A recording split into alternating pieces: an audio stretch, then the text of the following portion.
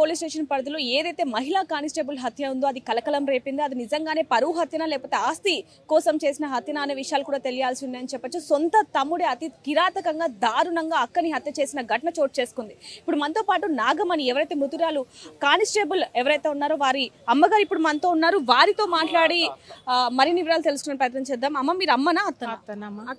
ఇందాక అమ్మ అన్నారు. అమ్మలేదు అంటే చిన్నప్పటి నుంచి కూడా నాగమణి మీ దగ్గరే పెరిగిందా లేకపోతే ఏంటి? మా దగ్గర ఏం పెరగలేదమ్మా, ఏం పెరగలే. అంటే తను ప్రేమ వివాహం చేసుకుంది, దానివల్ల పరువు పోయింది, కులాంతర వివాహం చేసుకుంది కాబట్టి ఆ కక్షతోనే సొంత తమ్ముడు చంపేశాడా లేకపోతే ఏంటి? వాళ్ళ తమ్ముడే చంపేసి, వాళ్ళ తమ్ముడే పొద్దుగాల 8:30 ఇంట్లోకి వెళ్ళింది. మా పక్క డ్యూటీ ఉందని పోయింది. డ్రెస్ వేసుకోలేదమ్మా అని మా పెద్ద కోడలు అడిగింది. పోలీస్ డ్రెస్ వేసుకోలే, మామూలు డ్రెస్ వేసుకుంది. ఎందుకు వేసుకోలేదమ్మా అంటే నేను అది వరకల్లా మా సార్ రాడాక నేను అది వరకల్లా వేసుకుంటా, మా సార్ వేసుకోమంటే వేసుకుంటా, దాని పరిస్థితి బట్టి వేసుకుంటా, నేను ఇట్లనే పోతాక బ్యాగ్లో పెట్టుకొని పోతాను పోయింది. ఇక ఆడుకుపోతే సరే అమ్మ అని పోయింది. ఆడుకోగానే ఎట్లా అయిందో వాళ్ళు మీకు ఎప్పుడు సమాచారం అందిందమ్మా ఈరోజు? అసలు ఏ సమయంలో ఇది జరిగింది? 8:15కు టిఫిన్ కట్టుకొని వెళ్ళిపోయింది కదా అని మేము అనుకుంటున్నాము. కొద్దిసేపు కాగానే నా కొడుకు పెద్ద కొడుకుకి ఫోన్ చేసిండు, నా చిన్న కొడుకు. ఇక నా పెద్ద కొడుకు పోయే వరకల్లా మొత్తము కింద పడిపోయిందంట, తల్లడిల్తుందంట. మళ్ళీ వెనుకకు మళ్ళీ ఊరికొచ్చి మమ్మీ గిట్ల చంపిరే, గద్దాన్ని గిట్ల చంపిరే అని ఊరికొచ్చిండు. అమ్మో అని కొట్టుకుంటా పోయే వరకు ఆడ అలా ఇవ్వలేరు ఆడ. అంటే నాగమణికి ఎప్పుడు పెళ్ళయింది? వీళ్ళిద్దరు కూడా 8 ఏళ్లగా ప్రేమించుకుంటున్నారు. ఈ ప్రేమించుకుర్రంట. మనకు తల్లికి చెప్తాడు అమ్మ కొడుకు? చెప్పలే కదా. నేను మంచిగానే ఊరేమనుకున్నా, అమ్మ నేను గిట్లా ప్రేమించుకున్నా, నేను పెళ్లి చేసుకుంటా అంటే పనికే పోతుండ అనుకున్నా. సరే అమ్మ నేను పెళ్లి చేసుకుంటా అంటే సరే బిడ్డ మరి అడిగిన పిల్లలు కూడా. వాళ్ళ ఇంట్లో తెలుసా అమ్మ? నాగమణి వాళ్ళ ఇంట్లో తెలుసా? ముందుగానే చెప్పారు. పోయి కూడా చెప్పొచ్చిన అలా పెద్ద నాయనకు రంగయ్యకి చెప్పిన, అన్న గిట్ల వస్తుంది మా ఇంటికి, మేము తక్కువ వాళ్ళం, మేము మాలలో, మీరు కురుమోళ్ళు రానియకుర్రు అన్న నేను చెప్పొచ్చిన. సరే రా మేము చూసుకుంటాం ఏం రానియమని నాకు చెప్పిర్రు. ఆడికెళ్ళి పోయిన వాళ్ళ మేనత్తకి చెప్తే కూడా సరే చెల్లె రానియమా అని అన్నారు. ఇప్పుడు నేను మానిపోయిరని నేను అనుకున్నా. మొన్న దసరా వెళ్ళినాక తెలిసింది నాకు. తెలిస్తే మరి ఎట్లా బిడ్డ అయ్యామంటే నేను చేసుకుంటామమ్మా, ఇద్దరము సంప్రదాయము మేము చేసుకుంటాము. మీరైతే వాళ్ళిద్దరు పెళ్లికి కూడా అంగీకరించారు?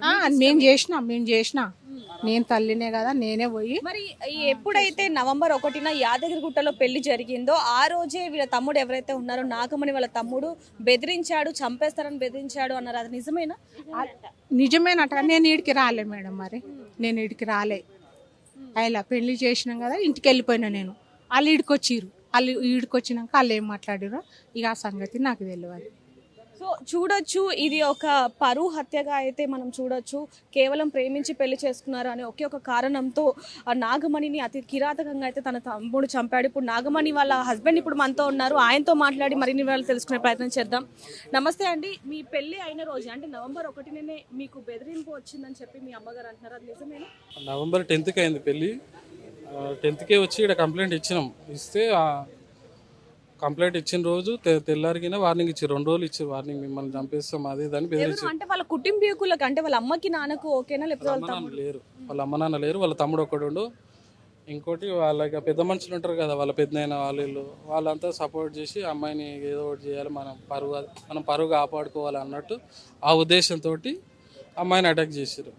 అంటే మీరు 8 ఏళ్లుగా ప్రేమించుకుంటున్నారు, అప్పుడే వాళ్ళ ఇంట్లో వాళ్ళకి తెలుసు, అప్పుడే వద్దన్నారు, అప్పుడే బెదిరించారు అనే విషయాలు తెలుస్తున్నాయి. బెదిరించారు కానీ వాళ్ళకి కన్ఫర్మ్ లేదు కదా. మ్యారేజ్ అయినాక వీళ్ళకి కన్ఫర్మ్ అయింది, వీళ్ళు ఎట్లా ఉంటారు అన్నట్టు కన్ఫర్మ్ అయ్యి అటాక్ చేశారు. ఇక మళ్ళీ వీళ్ళు కలవద్దు అన్నట్టు అటాక్ చేశారు. అంటే ఈ నెల రోజుల పాటు కూడా మీరు ఎక్కడికి వెళ్తున్నారు, ఏం చేస్తున్నారు, మొత్తం కూడా నిఘా పెట్టి ఈ రోజు ఈ విధంగా చేశారు అనొచ్చా లేకపోతే? ఇదైతే పక్కా ప్లానింగ్ తోటి అమ్మాయి ఏ టైంకి వెళ్తుంది, ఏడ ఉంటుంది అని ప్లానింగ్ చేసి అటాక్ చేశారు. కాకపోతే దాని వెనుక ఇంకా ఉన్నట్టు వాళ్ళ ఫ్రెండ్స్ వీళ్ళు ఉన్నట్టు అదంతా ఇన్వెస్టిగేషన్ చేస్తే తెలుస్తుంది. అసలు పొద్దున్న ఏం జరిగింది, మీకు ఎప్పుడు ఫోన్ చేశారు, ఎప్పుడు తెలిసింది? 8:45కి ఇంట్లోకి వెళ్ళింది. 8:45కి మామూలు క్యాజువల్గా 7:30 అని నేను వెళ్ళిపోతాను ఆఫీస్కి. నాకు గంట పడుతుంది పోనీకి, అమ్మకి 40 మినిట్స్ పడుతుంది. వెళ్ళే ముందు ఫోన్ చేసి మాట్లాడుకుంటూ వెళ్తున్నాను. అమ్మాయి వెహికల్ అమ్మాయిది, నా వెహికల్ నాది. ఏడున్నామని మాట్లాడుతుంటే ఇట్లా సబ్ స్టేషన్ దగ్గర ఆడనే పోతున్నాం ఇంక ఎంట్రీ కాలే అంటే అది మాట్లాడుతుంటేనే వాళ్ళ తమ్ముడు కారు అటాక్ చేసిండు ఇంక కిల్ అమ్మ మా మీతో మాట్లాడుతూనే ఉందా అప్పటికి నాగమణి? మాట్లాడుతుంది మా తమ్ముడు వచ్చిండు నన్ను అటాక్ చేస్తుండే బండి గుద్దిండు అనేసరికి ఫోన్ కట్ అయిపోయింది. అక్కడ ఊర్లో మా అన్న ఉంటాడు, అక్కడ నుంచి 2 కిలోమీటర్స్ 1.5 ఉంటుంది. మా అన్నకు ఫోన్ చేసిన ఇట్లా అటాక్ అవుతుందంటే నువ్వు వెళ్ళు అని. నేను అప్పుడే ఇబ్రహీంపట్నం వచ్చేసిన.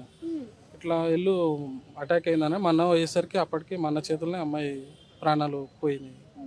అంటే ఈ నెల రోజుల్లో మీ ఇద్దరి మధ్య దాంపత్య జీవితం ఏ విధంగా ఉంది? ఇద్దరు కూడా చాలా హ్యాపీ. మంచిగానే ఇన్నేళ్ళ నుంచి ఉన్నాము, ఎప్పటికైనా మంచిగానే ఉంటున్నాం.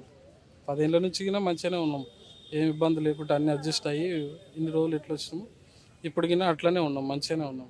అంటే ఇంకొన్ని వాదనలు కూడా వినిపిస్తున్నాయి, ఆస్తి కోసం కూడా ఈ హత్య జరిగింది అంటున్నారు, అది నిజమేనా?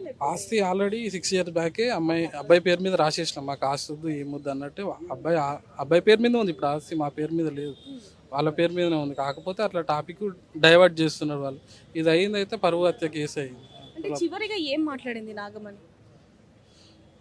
22 సెకండ్లు మాట్లాడినాము అమ్మాయి నేను.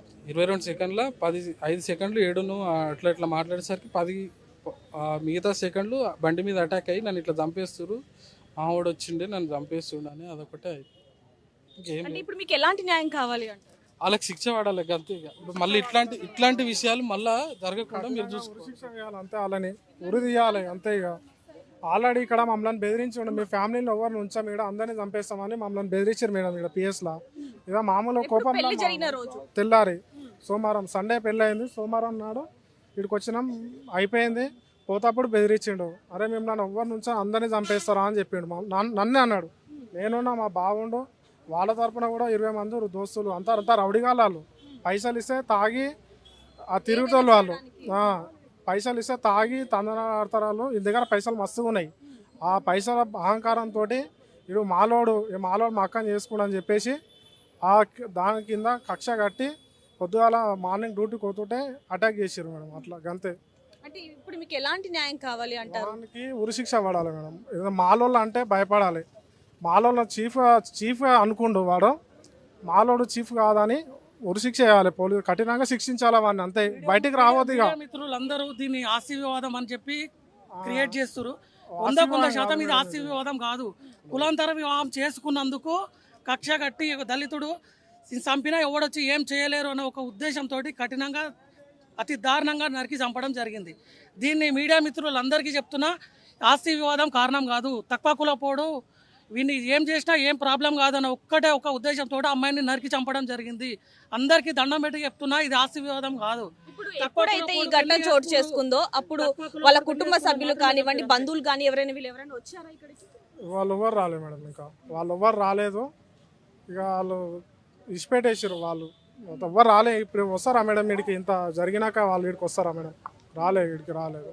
అట్లా సో చూడొచ్చు, ఇది అసలు ఆస్తి కోసం చేసిన హత్య కాదు, కేవలం కులం అంటే కులాంతర వివాహం చేసుకున్నందుకు ఈ విధంగా హత్య జరిగింది అంటూ కూడా ఇక్కడ కుటుంబ సభ్యులు వీళ్ళందరూ కూడా ఎంతగా వాపోతున్నారు అనేది కూడా మనం చూస్తూనే ఉన్నాం. మరోవైపు నుంచి చూస్తే మాకైతే ఏదైతే ఇప్పుడు జరిగిందో, ఏదైతే ఇప్పుడు నాగమణి హత్య జరిగిందో సేమ్ అలాగే అతను కూడా చంపాలి, ఉరిదీయాలి, మాకు న్యాయం కావాలి అంటూ కూడా ఒకవైపు నాగమణి భర్త అయితే ఆరోపిస్తున్న పరిస్థితి అని చెప్పొచ్చు. అటువైపు చూడొచ్చు వాళ్ళు ఎంత ఆవేదన వ్యక్తం అవుతున్నారు అనేది కూడా మనకి చాలా క్లియర్గా తెలుస్తుంది. మాకు న్యాయం కావాలి అంటూ కూడా ఒకవైపు నుంచి వాళ్ళ కుటుంబీకులు అందరూ కూడా పోలీస్ స్టేషన్కి వచ్చి వాళ్ళ స్టేట్మెంట్ అయితే ఇవ్వడం జరిగింది. మాకు న్యాయం జరగడానికి మేము ఎంత దూరమైనా వెళ్తామంటూ కూడా ఇక్కడ ఎంతగానో ఆవేదన వ్యక్తం చేస్తున్నారు. ఎవరైతే నాగమణిని చంపిన వాళ్ళ తమ్ముడు ఉన్నాడో అతన్ని మాత్రం ఇప్పుడు ఉరి తీయాలి అంటూ కూడా ఇక్కడ పోలీస్ స్టేషన్ ముందు అయితే వాళ్ళు వచ్చి పోలీసులని వాపోతున్న పరిస్థితి అని చెప్పొచ్చు. ఇప్పుడు ఏదైతే కులాంతర వివాహం చేసుకున్నందుకే నా భార్యని చంపారు అంటే మహిళా కానిస్టేబుల్ ని చంపారు నాగమణి